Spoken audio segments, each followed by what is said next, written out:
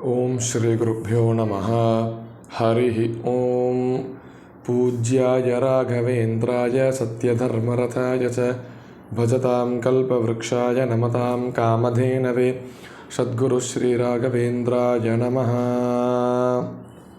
அனைவருக்கும் நமஸ்காரம்.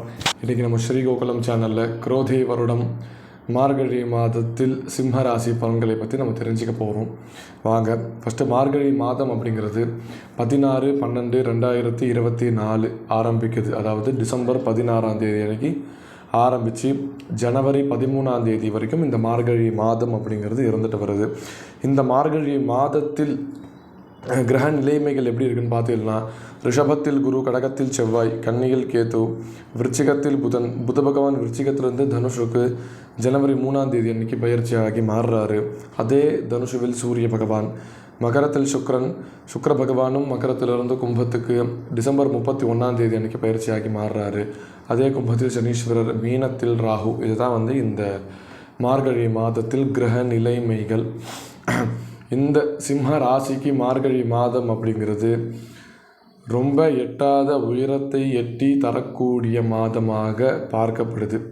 அதாவது லக்னாதிபதி உங்களுடைய ராசிநாதனாக இருக்கக்கூடிய சூரிய பகவான் பாக்யஸ்தானத்தில் 5ஆம் வீட்டில் பயிற்சி ஆகிறார். அப்படின்றதுனால உங்களுக்கு நிறையா பாக்கியங்கள் நடக்கக்கூடிய நேரமாக இந்த மார்கழி மாதம் பார்க்கப்படுது. அது எந்த மாதிரியான பாக்கியம் பார்த்தீங்கன்னா, முக்கியமாக இந்த குழந்தை பிறப்பு இல்லைனா குழந்தைங்கள்னால நீங்கள் நிறைய பிரச்சனைகளை பார்த்துட்ருக்கீங்க அப்படின்னா, அந்த பிரச்சனைகள் எல்லாம் நிவர்த்தியாகி உங்களுடைய பேரை காப்பாற்றி, இல்லை உங்களுடைய பேரை ரொம்ப நீங்கள் ஒரு சந்தோஷமான பேரண்ட்ஸு அப்படின்னு தெரியப்படுத்துகிற அளவுக்கு உங்களை ரொம்ப ப்ரௌடாக ஃபீல் பண்ண வைக்கக்கூடிய ஒரு நிலைமை உங்களுடைய பசங்க உங்களுக்கு செஞ்சு கொடுப்பாங்க.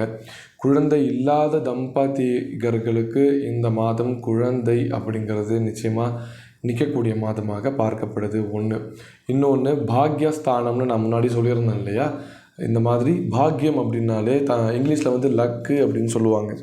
ஸோ நீங்கள் எதிர்பார்க்காத நேரத்தில் உங்களுக்கு ரொம்ப அவசியமான தேவைகளை பூர்த்தி செய்யக்கூடியதாக ஒரு நல்ல விஷயங்கள் உங்களுக்கு நடக்கும். அது ஃபைனான்ஸாக இருக்கலாம், இல்லை ரிலேஷன்ஷிப்பாக இருக்கலாம், இல்லை வண்டி, வீடு, இந்த மாதிரி எந்த ஒரு விஷயமா இருக்கலாம். நீங்கள் எதிர்பார்க்காத ஒரு நல்ல விஷயத்தை உங்களுக்காக நடக்கக்கூடிய ஒரு மாதமாக இந்த மாதம் பார்க்கப்படுது. அடுத்தது, இந்த கிரக நிலைமைகள்னால உங்களுக்கு எப்படி இருக்கும்னு பார்த்தீங்கன்னா, உங்களுக்கு 2ஆம் அதிபதியாகவும் 11ஆம் அதிபதியாகவும் இருக்கக்கூடிய புத பகவான் உங்களுடைய லக்னாதிபதியாக இருக்கக்கூடிய சூரியன் கூடியே 5ஆம் வீட்டில் சேர்றார், பாக்யஸ்தானத்தில் சேர்றாரு. அப்படின்றதுனால உங்களுடைய குடும்பத்தில் இருக்கக்கூடிய பிரச்சனைகள் எல்லாம் சரியாகி போகும். உங்களுடைய குடும்பத்தில் நிறையா சுப விசேஷங்கள் நடக்கக்கூடிய மாதமாக, நிறைய நல்ல நல்ல செய்திகள் கேட்கக்கூடிய மாதமாக இந்த மாதம் உங்களுக்கு பார்க்கப்படுது.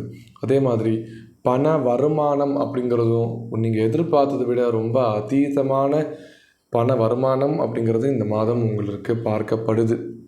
ஏன்னா ரெண்டுமே வருமான ஸ்தானம், தனஸ்தானம், ரெண்டுத்துக்கும் அதிபதியாக இருக்கிற புத பகவான் 5ல் பாக்யஸ்தானாதிபதி, பாக்யஸ்தான வீட்டில் போய் உட்கார்றாரு லக்னாதிபதி கூட. அப்படின்றதுனால இந்த எல்லா ஆக்டிவிட்டேஷனுமே உங்களுக்கு ரொம்ப ரொம்ப ஃபேவரபுளாக பார்க்கப்படுது. அடுத்தது, இந்த சுக்கிர பகவான் உங்களுக்கு 6ஆம் வீட்டிலேருந்து 7ஆம் வீட்டுக்கு போகிறாரு. உங்களுக்கு 3க்கும் 10க்கும் அதிபதியாக இருக்கக்கூடியவர், தொழிலுக்கு அதிபதியாக இருக்கக்கூடிய சுக்கிர பகவான் 7க்கு போகிறாரு. அப்படின்றதுனால உங்களுடைய தொழில் சம்மந்தப்பட்ட விஷயத்தில் ஏதாவது சின்ன சின்ன பிரச்சனைகளோ, இல்லை அங்கே வேலை செய்கிறவங்களால் உங்களுக்கு பிரச்சனைகளோ, இந்த மாதிரியான விஷயங்கள்லாம் இருந்தால், இல்லை உங்களால் அங்கே பிரச்சனை இருந்தாலுமே உங்களுக்கு ரியலைஸ் ஆக ஆரம்பிக்கும்.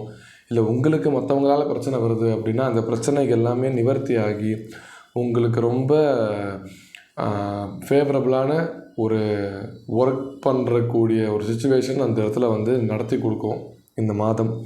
அடுத்தது, உங்களுக்கு நீங்கள் வேலை தேடிட்டு இருக்கீங்க அப்படின்னா உங்களுக்கு வேலை கிடைக்கக்கூடிய மாதமாகவும், அடுத்தது நீங்கள் பண்ணிட்டு இருக்கிற வேலையில் ப்ரமோஷன், பதவி உயர்வு அப்படிங்கிறதும் உங்களுக்கு இந்த மார்கழி மாதம் பார்க்கப்படுது. அடுத்தது 5ஆம் வீடு அப்படிங்கிறது வந்து நம்மளுடைய குல தெய்வத்தை குறிக்கக்கூடிய ஒரு இடமா வந்து பார்க்கப்படுது. ஸோ அப்படிப்பட்ட ரொம்ப உத்தமமான ஒரு இடம். இன்னொன்று கேந்திர திரிகோணம் அப்படின்னு இடங்கள் இருக்குது நம்மளுடைய ஜாதகத்தில்.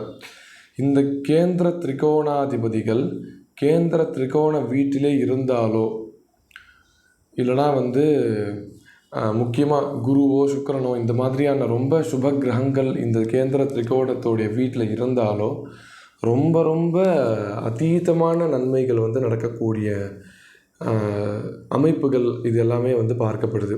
அப்படி பார்க்கும்போது 1, 5, 9 இது வந்து திரிகோணம்னு சொல்லக்கூடிய உத்தமமான இடம். அப்படி 1ஆம் அதிபதியாக இருக்கக்கூடிய சூரிய பகவான் 5ஆம் வீட்டில் இருக்கார் அப்படிங்கிறதே ரொம்ப ரொம்ப ஒரு பெரிய உத்தமமான விஷயம். அதில் குலதெய்வம் அப்படின்னு நான் சொன்னேன் இல்லையா, இந்த மாதத்தில் நீங்கள் குலதெய்வ வழிபாடு எவ்வளோக்கு எவ்வளோ நீங்கள் பண்ணுறீங்களோ அவ்வளோக்கு அவ்வளோ உங்களுக்கு வந்து நிறையா நன்மைகள் நடக்கக்கூடிய மாதமாக இருக்கும். உங்கள் குலதெய்வத்தோடைய வழிபாடுகள் இல்லை உங்கள் குலதெய்வ கோவிலுக்கு போயிட்டு அர்ச்சனைகளோ பூஜைகளோ இல்லை பொங்கல் வச்சு அபிஷேகங்களோ இந்த மாதிரியான ஆக்டிவிட்டீஸு இல்லை உங்களுடைய வீட்டிலே வந்து உங்களுடைய குலதெய்வத்துக்காக ஹோமங்கள் பண்ணுறது, பிராயச்சித்தங்கள் பண்ணுறது, இந்த மாதிரியான சமாச்சாரங்கள் நீங்கள் எவ்வளோக்கு எவ்வளோ இந்த மாதம் செய்கிறீங்களோ அவ்வளோக்கு அவ்வளோ உங்களை வந்து அந்த புண்ணியத்தை பெரிய லெவலில் எடுத்து இந்த பிறப்பிலே அந்த புண்ணியத்தை அனுபவிக்கக்கூடிய ஒரு விஷயத்தை இந்த அமைப்பை செய்து கொடுக்கும்.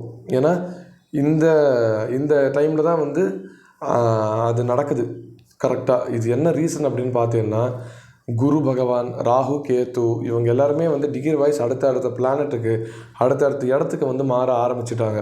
ஸோ இப்படி பிரயாணம் பண்ணிகிட்டு இருக்கிற போது இந்த மாதிரியான ஒரு அமைப்புகள் இருக்கும்போது நம்ம இந்த மாதிரியான பூஜைகள், பல விசேஷமான அர்ச்சனைகள், இந்த மாதிரியான ரிச்சுவல்ஸ் எல்லாம் நம்ம பண்ணிட்டு வரோம் அப்படின்னாலே நமக்கு வந்து இந்த ஜென்மத்திலே அதோடைய இம்பேக்ட் அப்படிங்கிறத நம்ம நிச்சயமாக அனுபவிப்போம். அது ரொம்ப ரொம்ப சாதகமான முறையில். ஸோ இந்த மாதம் உங்களுடைய குலதெய்வ வழிபாடுங்கிறது ரொம்ப முக்கியமான விஷயமாக அங்கமாக பார்க்கப்படுது. அடுத்தது நான் முன்னாடியே சொன்ன மாதிரி சுக்கிரன் வந்து 6லேருந்து 7க்கு போகிறாருன்றதுனால உங்களுடைய தொழிலில் இருக்கக்கூடிய பிரச்சனைகள் சரியாகும். அதே மாதிரி உங்களுடைய லைஃப் பார்ட்னருக்கு, ஒரு ஹஸ்பண்டுக்கோ இல்லை உங்களுடைய ஒய்ஃபுக்கோ வந்து நீங்கள் ஒரு செட்டில்மெண்ட் பண்ணக்கூடிய ஒரு நேரமாகவும் இந்த நேரம் பார்க்கப்படுது. அடுத்தது 7ஆம் அதிபதியாக இருக்கக்கூடிய சனீஸ்வரர் 7ஆம் வீட்டில் இருக்கார்.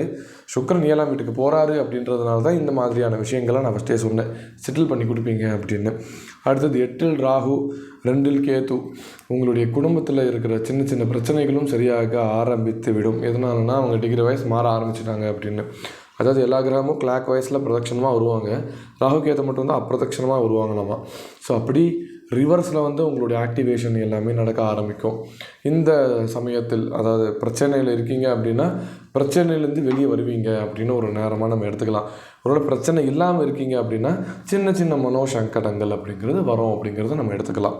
ஸோ அடுத்தது வந்து 11ல் வந்து 11ஆம் அதிபதியாக இருக்கக்கூடிய புதன் வந்து 5ஆம் வீட்டில் இருக்கார் அப்படின்றதுனால உங்களுடைய வெளிநாட்டு பயணம் இல்லை வெளிநாட்டுக்கு போகணுன்ற ஆசைகள் இல்லை மற்ற ஏதாவது ஆசைகள் இருந்தாலும் அந்த ஆசைகள் நிறைவேற்று ஒரு மாதமாக இந்த மாதம் வந்து உங்களுக்கு பார்க்கப்படுது. உங்களுக்கு அந்த ஆசை எல்லாமே உங்களுக்கு இந்த மாதம் ரொம்ப சாதகமான மாதமாக இருக்குன்றதுனால இப்போ நீங்கள் ரொம்ப வருட காலமாக நீங்கள் வெளிநாட்டுக்கு போகணும், வேலை விஷயமோ இல்லை மற்ற எந்த விஷயமா இருந்தாலும் நீங்கள் வெளிநாட்டுக்குன்னு போகணும் அப்படின்னு நீங்கள் ஆசையில் இருக்கீங்க அப்படின்னா இந்த மாதம் நீங்கள் வந்து கிளம்பி போவீங்க, அதை அனுபவிப்பீங்க. உங்களுடைய நண்பர்கள் கூட நீங்கள் அனுபவிப்பீங்க, இல்லை உங்களுடைய நண்பர்களால் இதை அனுபவிப்பீங்க அப்படிங்கிறது இந்த ஜோதிடத்தில் இப்போ இருக்கிற இந்த கிரக நிலைமையுடைய சாஸ்திரம் ரீதியான ஒரு ப்ரெடிக்ஷன் இது. ஸோ அடுத்தது உங்களுடைய 12ஆம் வீட்டில் செவ்வாய் இருக்கார். செவ்வாய் அந்த இடத்துல என்ன தான் நீச்சமாக இருந்தாலும் அந்த இடத்துல செவ்வாய் இருக்கிறது ஒரு உத்தமமான ஒரு பிளேஸ் தான். அது எதனாலும் பார்த்தீங்கன்னா உங்களுக்கு 4ம் 9ம் அதிபதியாக இருக்கக்கூடிய, அதாவது மாத்ருஸ்தானமும் பித்ருஸ்தானமும் சொல்லக்கூடிய 4, 9 அதிபதியாக இருக்கக்கூடிய செவ்வாய் பகவான் 12ல் இருக்காருன்றதுனால உங்களுடைய தாயாருக்கும் தந்தையாருக்கும் ஏதேனும் சின்ன சின்ன மனோசங்கடங்களோ இல்லை அவங்களுக்குள்ள ஏதாவது பிரச்சனைகளோ இல்லை அவங்களுக்கு மெடிக்கல் எக்ஸ்பென்சிவ் ஏதாவது இருந்தாலோ அது எல்லாமே சரியாகக்கூடிய மாதமாக இந்த மாதம் பார்க்கப்படுது. ஸோ இதுதான் வந்து இந்த மாதத்தில் சிம்ம ராசிக்கு இருக்கக்கூடிய பலன்கள். அதுக்கடுத்தது சிம்ம ராசிக்கு சந்திராஷ்டமம் எப்படி வருது, எப்போ வருதுன்னு பார்த்தீங்கன்னா, ஜனவரி 5ஆம் தேதி அன்றைக்கி உங்களுக்கு வந்து சந்திராஷ்டமம் அப்படிங்கிறது ஆரம்பிக்குது. ஜனவரி 8ஆம் தேதி வரைக்கும் உங்களுக்கு இந்த சந்திராஷ்டமம் அப்படிங்கிறது இருக்குது. ஸோ அந்த 2025 ஜனவரி 1ஆம் தேதியிலேருந்து 5ஆம் தேதி வரைக்கும் முக்கியமான எந்த ஒரு விஷயத்திலும் நீங்கள் தலையிடாமல், முக்கியமாக பணம் சம்மந்தப்பட்ட விஷயத்தில் இல்லை ரொம்ப சென்சிட்டிவான விஷயத்துலலாம் வந்து நீங்கள் இன்வால்வ் ஆகாமல் அந்த மாதத்தை அந்த நாளை நீங்கள் கடத்திட்டாலே உங்களுக்கு வந்து ரொம்ப ரொம்ப ஒரு பீக் லெவலில் கொண்டு போகக்கூடிய மாதமாக இந்த மாதம் உங்களுக்கு பார்க்கப்படுது.